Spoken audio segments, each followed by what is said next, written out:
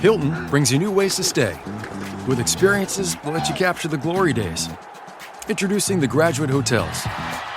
Each inspired by local college towns, these stays are always original and never boring. Get in touch with traditions all across the country and enjoy a stay that's a class above the rest. Book at Graduate Hotels with Hilton Honors Points at Hilton.com. It's a win-win. Hilton, for the stay.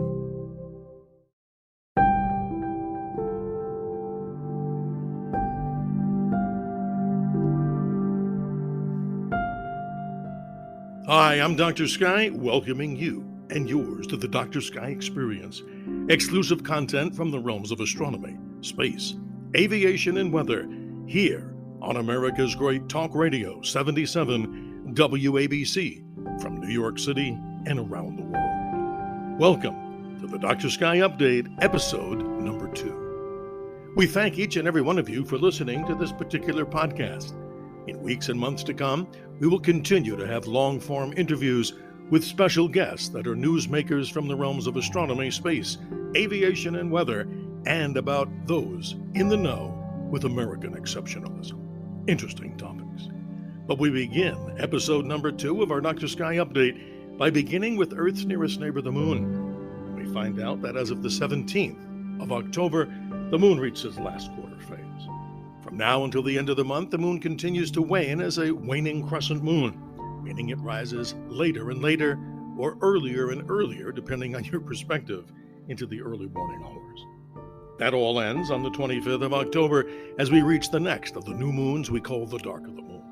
This is an interesting time because in this particular Dr. Sky update, we find out that there'll be an interesting meteor shower for you to look at. And even if you're in the bright lights of America's great New York City, or wherever you're listening to this podcast, dark skies are what you need. But serious sky watchers, when they go out there and look, also have a chance to see something with the Orionid meteor shower. The Orionid meteor shower, by the way, is one of the oldest meteor showers known. But it's also very interesting because all the debris that you happen to see from this particular meteor shower, it's all debris from one of the most famous of all comets called Comet Halley. And if you missed Halley's Comet back in 1986, well, it won't return visually as the comet itself until the year 2061. But you can still see some of these comet crumbs, as people call them. When, where do you look? Look into the eastern part of the sky, starting on the evening of the 19th of October, and into the morning hours of the 20th, the constellation of Orion rising in the eastern sky just around midnight. The upper left star of that constellation, Orion, is a funny named star called Betelgeuse. That's the region, that red-orange supergiant star, that's the area in the sky where these particular meteors are seen in our sky. Don't expect hundreds of meteors, but if you do see any of these so-called shooting stars, you're seeing again, not to be too repetitive, debris from one of the most famous of all comets, Halley's Comet, which in past has been referred to as mankind's comet because at the turn of the last century, in 1910 when it came, a lifespan of a person pushed, if they were lucky, to the orbital period of Halley's, some 76 years. But you have an opportunity to see it. But let's talk a little bit more about planets. The Greek word planeteos meaning wandering stars. In our skies this particular week, we have a good number of planets. We begin in the evening sky, looking high in the south. Even in light-polluted cities, you have a chance to see Saturn with the naked eye. Right now, the planet Saturn, believe it or not, is 874 million miles away from you. And if you could jump on a light beam, yes, the speed of light, it would take you some 78 minutes just to get from the Earth to the planet Saturn. And by the way, if you ever wanted to ask friends or question people about what the speed of light is in miles per hour, probably better for you to tell them. You have an exclusive.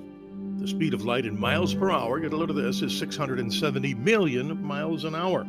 So the planet Saturn is far, but for more serious observers with telescopes, the planet has a diameter of some 17 seconds of arc, meaning you can see the ring system easily and probably spy on one of the brighter satellites of Saturn, that is Titan, the largest satellite in the solar system that has a measurable and major atmosphere. Titan is usually easier seen on one edge of the ring or the other. Let us know. And by the way, if you'd like to get in touch with me, that's easy too. My email is just simply drsky, D-R-S-K-Y, show, @gmail.com. We hope to hear from you on these great realms from astronomy, space, aviation, and weather. But next up, moving to the left in the sky, no doubt needs no introduction, is the giant planet of the solar system. The planet Jupiter, the god of the gods, Zeus. The planet Jupiter shines extremely bright. And many of your friends and neighbors are probably wondering, hey, what's that bright thing that sits in the east right around sunset time? Well, that's Jupiter. Right now, it's 374 million miles from your eye. The planet itself, for those more advanced observers, has a diameter of some 47 seconds of arc, meaning it's fairly large. You'll get to see the major Galilean satellites that Galileo himself first observed on or about January 7th of the year 1610. And if you could jump on that magical light beam, it would take you from the Earth to get to Jupiter.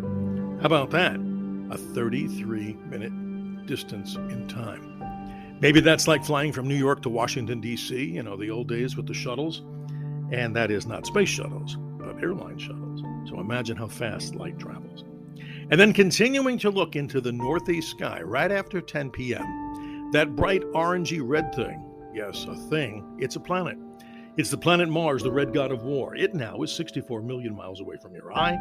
The object for more advanced observers with telescopes, 14 seconds of arc in diameter. What does that mean? It means that if you have a larger telescope, you'll be able to see surface details. And I've been observing the planet Mars, and hopefully you can too. But for the naked eye view, just know Mars gets closest to the Earth as we move on to about December the 7th. We'll have a special surprise for many of our listeners here at this particular blog and this particular update, known as the Dr. Sky Experience, here at Talk Radio 77 WABC, that great station, beaming out of New York and all around the world. Lots more to say about that. But the planet Mars, as I mentioned, is a planet that obviously people will someday habitate. Right now, if you could jump on the light beam, it's a 5-minute journey. Imagine that. 5 minutes by the speed of light, but it would take us 9 months of continuous space travel just to get to the red planet Mars. Hopefully we'll be able to get engines in the future that can get us there a lot quicker. So the Orionid meteor shower, folks, is the top event to be seen this week in Dr. Sky's opinion as we update you on the Dr. Sky Experience with our Dr. Sky Update, episode number 2. And again, email me, drsky@gmail.com, with any questions you have from the realms of astronomy, space, aviation, and weather. And how about this? In the news department, we've been talking about Dennis Tito. Who's he? The first civilian to go to space. He went up to the ISS and paid maybe $20 million to do about a 7-day journey onto the space station. But he and his wife are already booked a seat on Elon Musk's SpaceX Starship, which will do in at least a couple of years, they think, a journey around the moon, not landing on the moon, but going around the moon, just like Apollo 8 did back in 1968. We wish him well.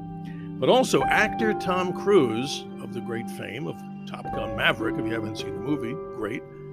Not a spoiler alert here, we won't tell you how it ends. But obviously, Tom Cruise is looking to do with not only his production company, the possibility of doing maybe, who knows, a Mission Impossible type movie, up on the International Space Station. He may get to be the first civilian to ever do a spacewalk. NASA tells us that for every hour that a spacewalker does it outside, you have to have at least 7 hours of training in the large pool in a spacesuit, the buoyancy tank. And imagine that, it's not for everyone. Imagine being underwater, having to wear a spacesuit, and hopefully simulate that of weightlessness. Very interesting. We'll see what happens with Tom Cruise.